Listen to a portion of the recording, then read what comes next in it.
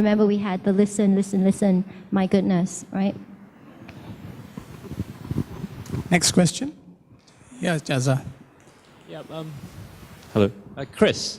Yeah, on employee engagement, right? We have two Chris Pyle or Chris Wee. I'm sorry, Chris Wee. Okay. It's on employee engagement. So in a big group like Maybank, for example, you've got thousands of people, and trying to actually communicate on a social media channel it's going to cause a lot of havoc because you're going to have so many pages, and in a financial institution, I think confidentiality is quite important.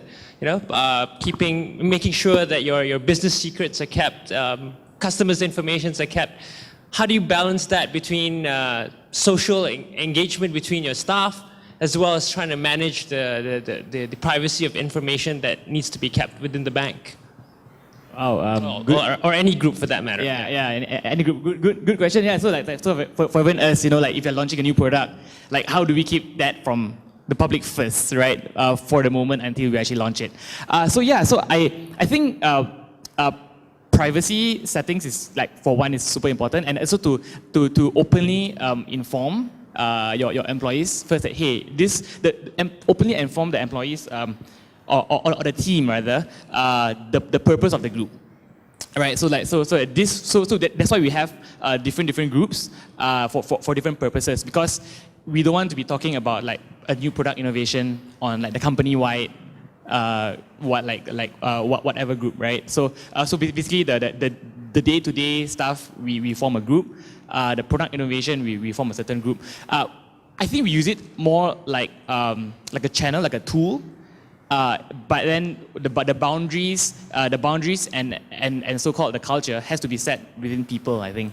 So the team leads are very, very important. If the team lead spots something that, hey, this is red alert, we're not supposed to talk about this yet, I think the team leads have to step up as well within the social circles. I think for a large organization like Maybank, probably to break them down into small teams. I think as social beings, we can't possibly communicate with a mass amount of people so much at one time. So as well to break them out into relevant groups that has relevance to their day-to-day job. I think that'd be good.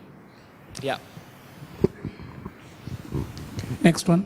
Hi, I understand that you evolved from Youth Malaysia to Youth Asia, and now you're SAYS and all that, right? So question is, where is the next direction for SAYS? And I used to like your youth festival 2-3 years ago, but it kind of disappeared. So I was wondering if you could do a youth festival this year. I think we will be more than willing to participate. Good question. and thanks for liking our youth festivals. Basically, like I said, we have 3 agendas. So one agenda is definitely to always innovate on the advertising industry, and we are doing that. So if you log on says.com now, which I'll be talking more about it tomorrow as well, is that we feel the two. So we wonder to ourselves, like say your question, what's next, right? Secret lah, secret, you guys. Not very secret lah. But I think two spaces is very hot. I think in a tech startup game, news. I think news is going to be hot. So if you log on to says.com now, you see a bunch of news. It's not just sharing brand campaigns. Why? Because we feel that brand campaigns is evolving to make not just advertising campaigns, but we are making headlines.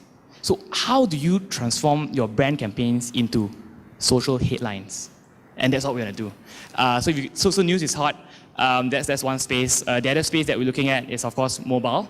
I use my phone more than I use my laptop now, in a car, in the toilet. Sorry, yeah, toilet as well. So mobile, I think, is hot. So we're trying to combine what's next. I think we're going to try and combine these two together. I think it's going to be huge. Yeah. Okay, the next one, lady with... sorry, you can go first. Quick question. I have a question for Chris Pyle. We're actually from Media Prima, and I'm from 8TV and NTV7, so we run the TV station's social media platforms.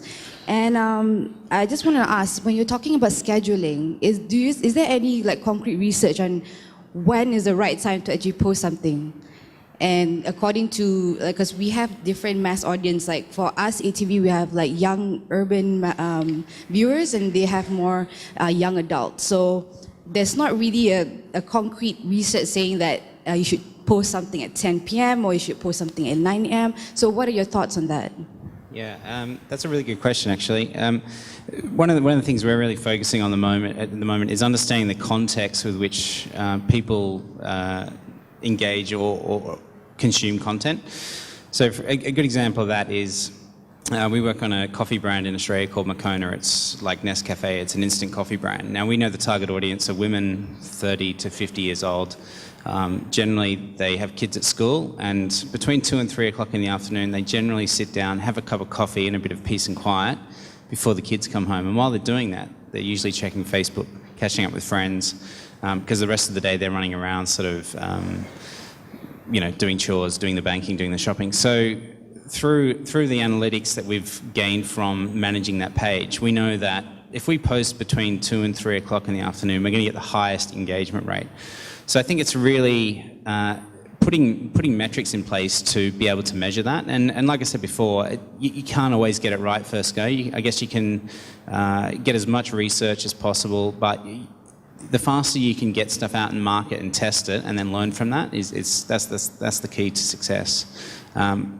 We get a lot of research from working very closely with publishers, lots of mum blogs, fashion blogs, baby sites. A lot of the brands we work on are very female focused. So, they provide us a lot of data around sort of when their peak activity time is around traffic. So, for you guys, it's going to be around when content is delivered.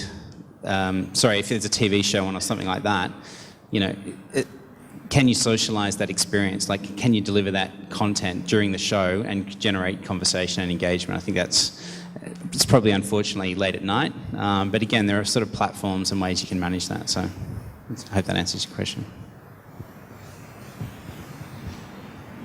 Hello, the speakers. My name is Dayang.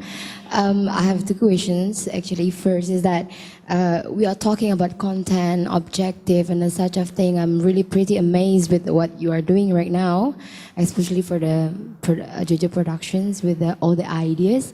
So from three of you perspective, what are the standard for the content or objective for a blog or YouTube, something like that can really, we can say it's attractive, so that can invite the crowd.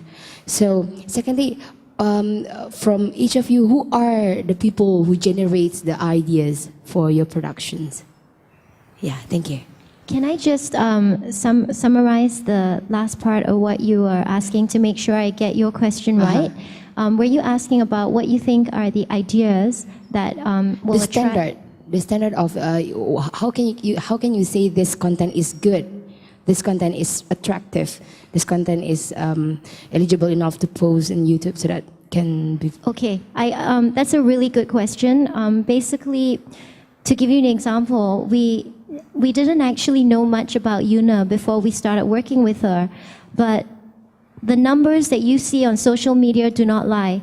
When a person's Facebook page is increasing at a crazy rate every day, there must be something going on in their life or their career to engage that type of an audience. So what happened was, Astro Hits told us, if you guys can get to Yuna, please do a show around her. We want to come in, because she was already the most influential singer coming from the ground up.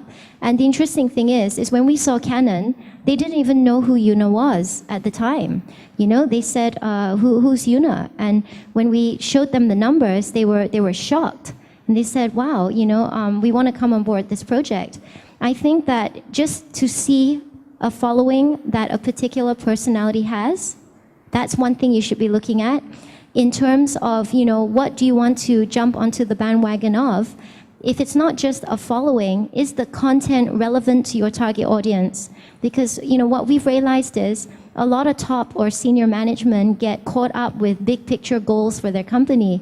But at the end of the day, if you want to try and communicate these messages to the man on the street, are you giving content that's relevant to your crowd? Like, as he said, 2 to 3 p.m. work for him because this was mothers who had that in-between time. So I think you really need to know your audience, and you need to start surfing on social media to see who's growing, what they're doing, because if someone's growing very rapidly, whether they're an actor or when we worked with Zizan Rajalawat, I mean, it's just astounding. Every day his Facebook can grow by, it's in the thousands. Add to that, sorry, to sort of reinforce what Jojo said. So to talk a bit about the Makono case study as well and knowing your audience. So while we knew what time of day the mums were going to be online, we also knew through research that they, during that time, had a look at websites of, for houses that they'd never buy, for holidays they'd never go on. It was sort of that time of escapism for them. So we craft that content around that idea of sort of romantic escapism. And, they're very, very simple posts, and you can definitely check out, there's a case study on our website. But very, very simple content that just resonated perfectly with the target audience. So it's 100% knowing your target audience and how they consume the media. Chris, do you have anything to add to that before we wrap up the session? Hello. Yeah.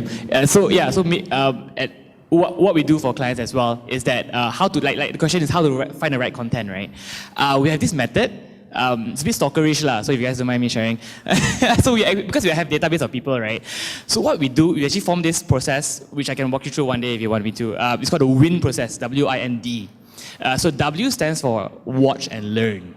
So what we did was we actually stalk, because now with Facebook everybody can stalk, right? So we actually followed public profiles of, say, our target audience.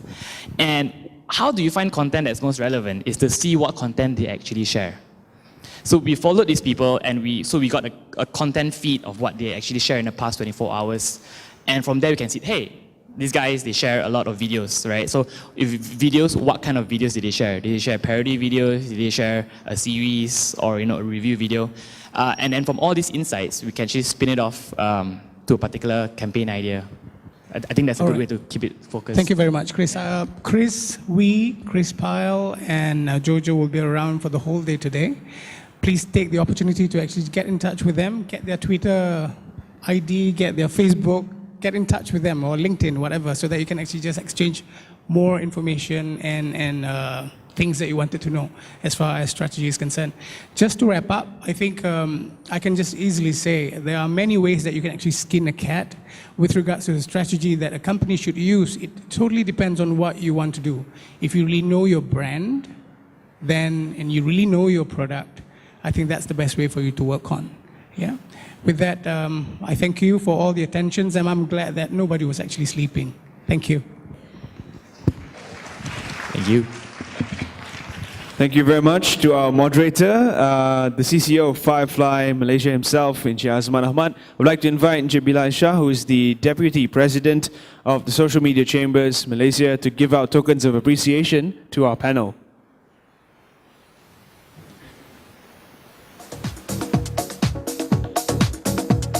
Ladies and gentlemen, to ensure you're not asleep, please join me once again in thanking our panel. Let's give a round of applause to Chris Pyle, CEO of the Farm Digital Australia.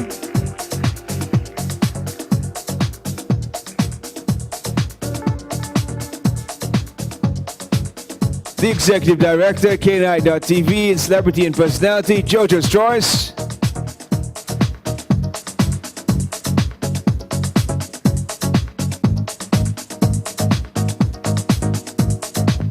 And Head Strategy, Says Domai Malaysia, Chris Wee.